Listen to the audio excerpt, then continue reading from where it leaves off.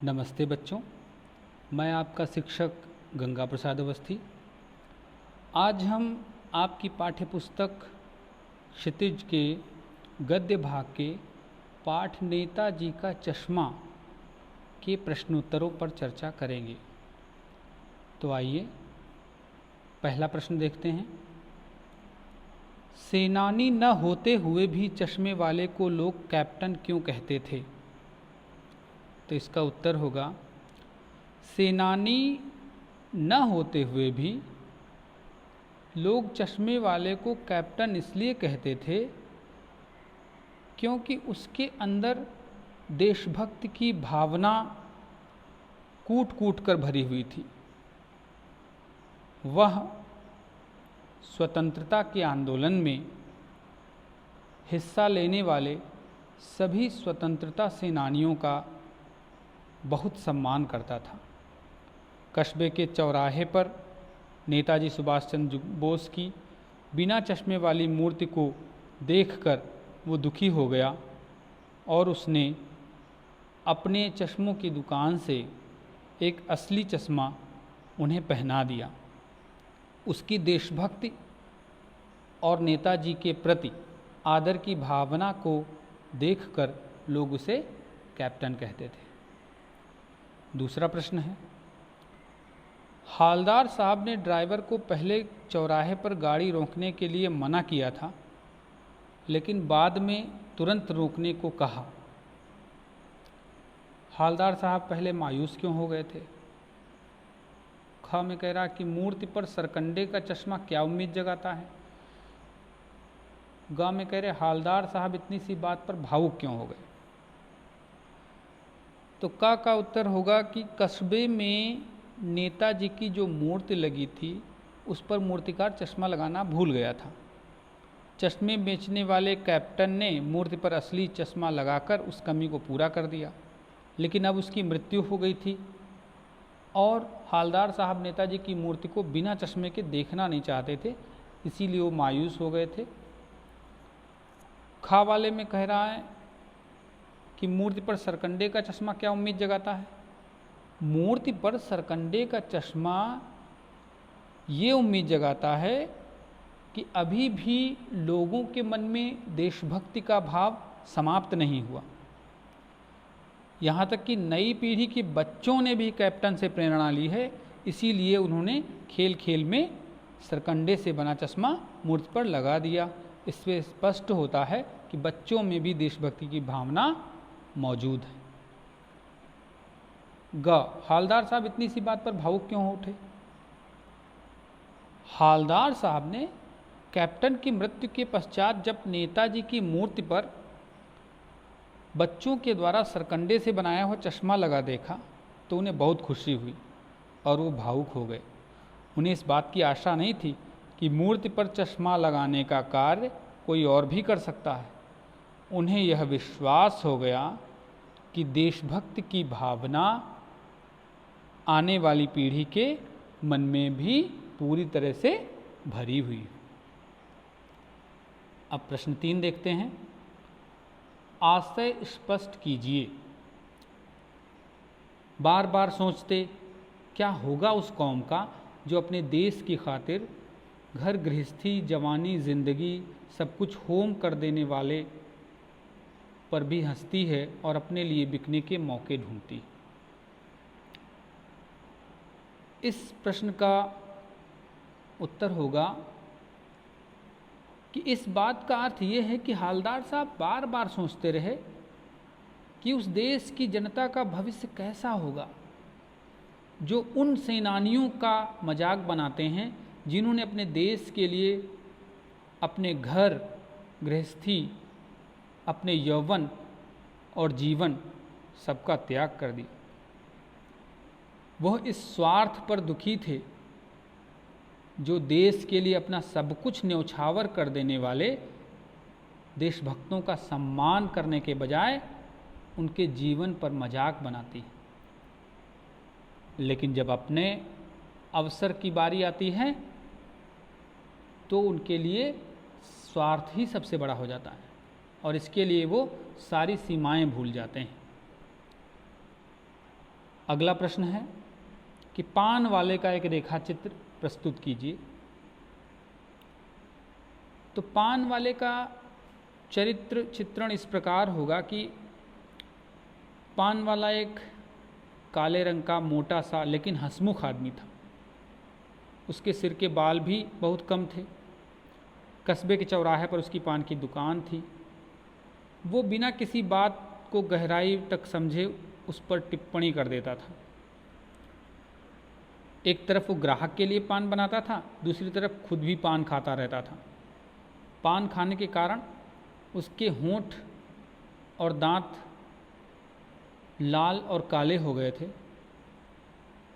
उसने अपने कंधे पर एक कपड़ा रखा हुआ था जिससे वो रह रहकर अपना चेहरा साफ करता था। साथ ही साथ वो आसपास की सारी जानकारी रखता था,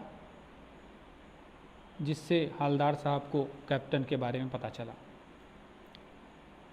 अगला प्रश्न है प्रश्न 5,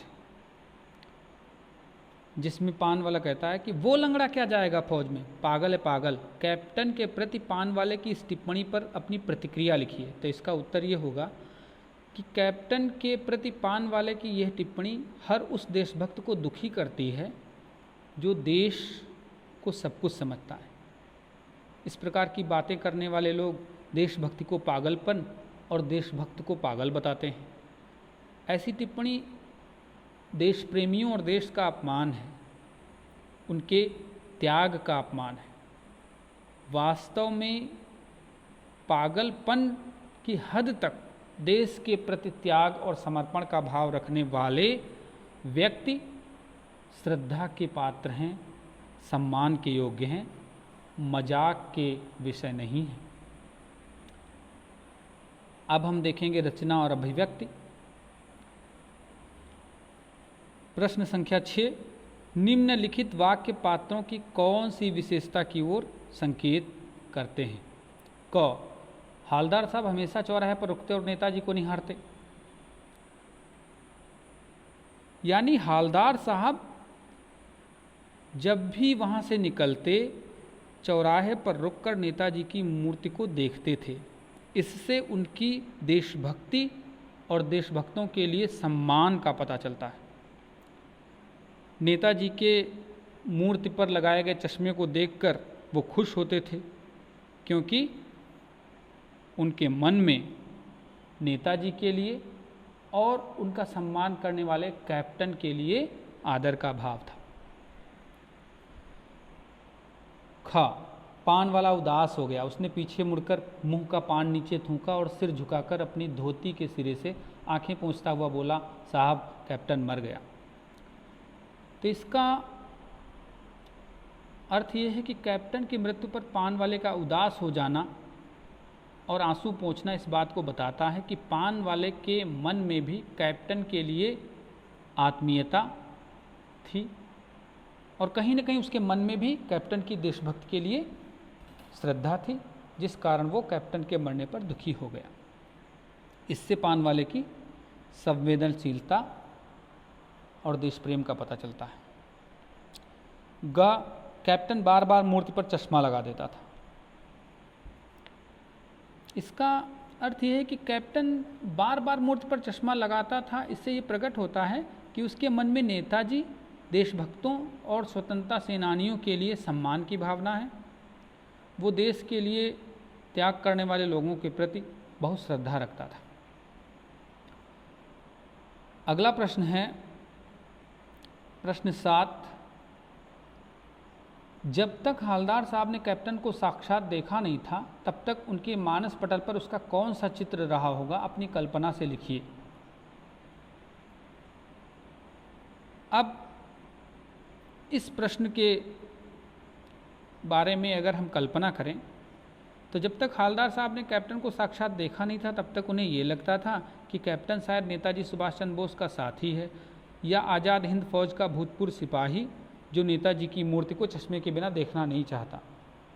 आज़ाद हिंद फौज में काम करने वाला ये व्यक्ति हट्टा कट्टा और स्वस्थ होगा, लेकिन कैप्टन तो एक साधारण दुकानदार था जो उनकी आशा के विपरीत निकला। अब ये प्रश्न में कहा जा रहा है कि कस्बों, शहरों, महानगरों के चौराहे पर किसी न किसी क्षेत्र के प्रसिद्ध व्यक्ति की मूर्ति लगाने का प्रचलन हो गया। इस तरह की मूर्ति लगाने का क्या उद्देश्य हो सकते हैं? तो इसका उत्तर ये है कि इस तरह की मूर्ति लगाने का उद्देश्य ये है कि उस महान व्यक्ति की हमारे मन में याद बनी रहे, हमें स्मरण रहे कि उस महान व्यक्ति ने देश और समाज के लिए किस तरह के कार्य किए। उनके व्यक्तित्व से हम भी प्रेरणा लें, जिससे समाज और राष्ट्र का विकास हो। ख में कह रहा, आप अपने इलाके के चौराहे पर किस व्यक्ति की मूर्ति स्थापित करवाना चाहेंगे और क्यों?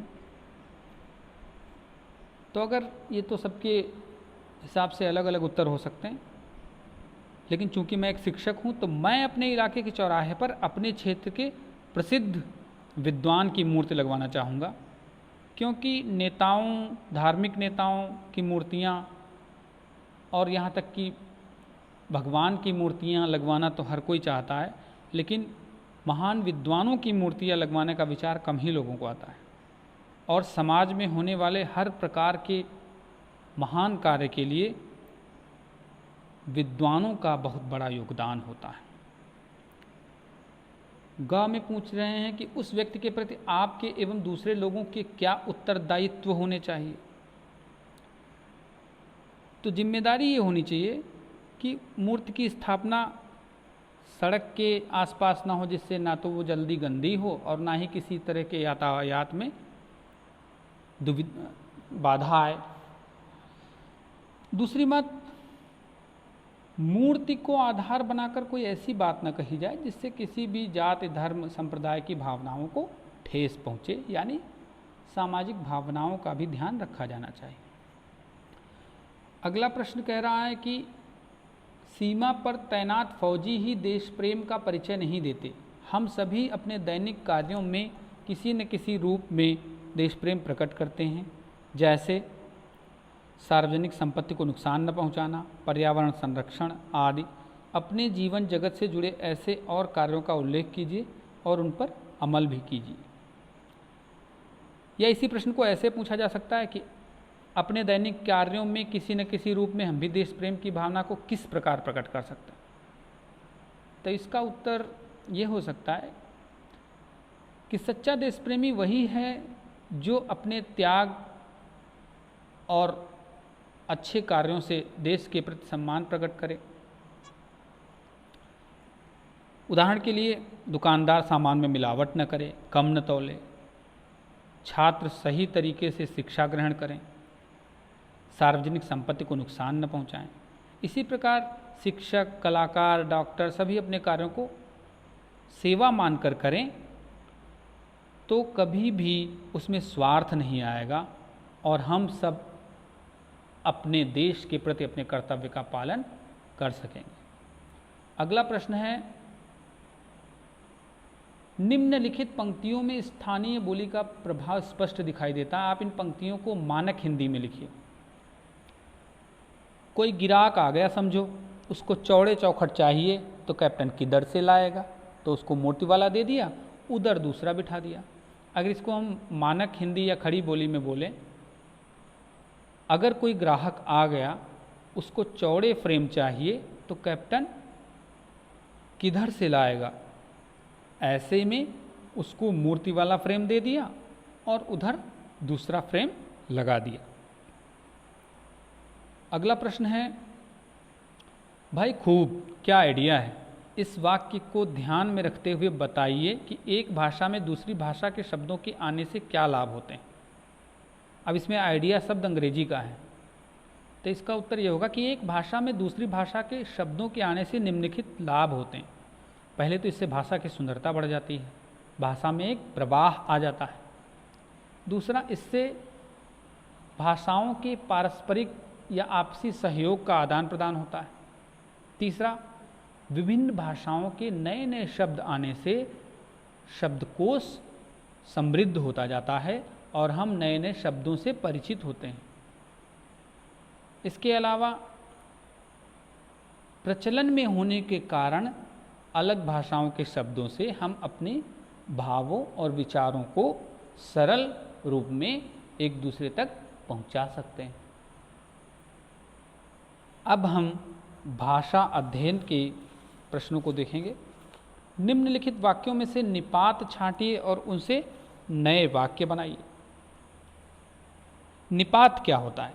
निपात वे शब्द होते हैं जो वाक्य में बल देने के लिए किसी शब्द पे या जोर डालने के लिए प्रयोग किए जाते हैं। इन्हें अवधारक भी कहते हैं। ये अव्यय की श्रेणी में आते हैं, जैसे ही, भी, तो, तक। तो अब क में देखिए, हम नगर पालिका थी तो कुछ न कुछ करती भी रहती थी, तो यहाँ पर तो। अगर इसी तरह का कुछ और वाक्य बनाया जाए तो कहा जा सकता है तुम तो ऐसे नहीं थे। दूसरा, ख, किसी स्थानीय कलाकार को ही अवसर देने का निर्णय किया गया होगा। अब मेरे पढ़ने से ही आप समझ गए होंगे, ही यहाँ पर निपात है। जैसे अन्य वाक्य कहा जाए, तुमसे ही मुझे आशा है। ग, यानी चश्मा तो था लेकिन संगमरमर का नहीं था, यहाँ पर तो निपात है। तो अगर इसी को हम फिर से कहें, हम पहले ही कह चुके हैं, तुम तो ऐसे नहीं थे, तुम भी ऐसे हो गए। घ, हवलदार साहब अब भी नहीं समझ पाए, तो यहाँ पर भी निपात है। अगर भी का हम प्रयोग करें तो मुझे भी कहा गया है। अगला है, 2 साल तक हवलदार साहब अपने काम के सिलसिले में उस कस्बे से गुजरते रहे। यहाँ पर तक निपात है। अगर हम इसका प्रयोग करें तो ऐसे हो सकता है, उसने मुझ तक से रिश्वत मांगी जबकि वो मेरा मित्र था। अगला प्रश्न, निम्नलिखित वाक्यों को कर्मवाच्य में बदलिए। कर्मवाच्य में बदलने के लिए हम इन वाक्यों को पहले कर्तृवाच्य में पढ़ेंगे और फिर कर्मवाच्य में, जिसे हम इंग्लिश में एक्टिव पैसिव कहते हैं। वह अपनी छोटी सी दुकान में उपलब्ध गिने चुने फ्रेमों में से नेताजी की मूर्ति पर फिट कर देता है।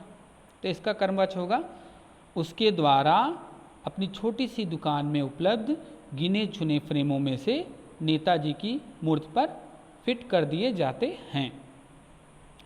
ख, पान वाला नया पान खा रहा था, तो इसका कर्मवाच्य होगा, पान वाले द्वारा नया पान खाया जा रहा था।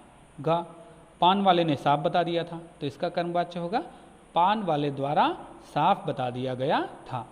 घ, ड्राइवर ने जोर से ब्रेक मारे, तो इसका कर्मवाच्य होगा, ड्राइवर द्वारा जोर से ब्रेक मारे गए। अगला है, नेताजी ने देश के लिए अपना सब कुछ त्याग दिया। कर्मवाच्य होगा, नेताजी के द्वारा देश के लिए अपना सब कुछ त्याग दिया गया। अगला है, हवलदार साहब ने चश्मे वाले की देशभक्ति का सम्मान किया। कर्मवाच्य होगा, हवलदार साहब द्वारा चश्मे वाले की देशभक्ति का सम्मान किया गया।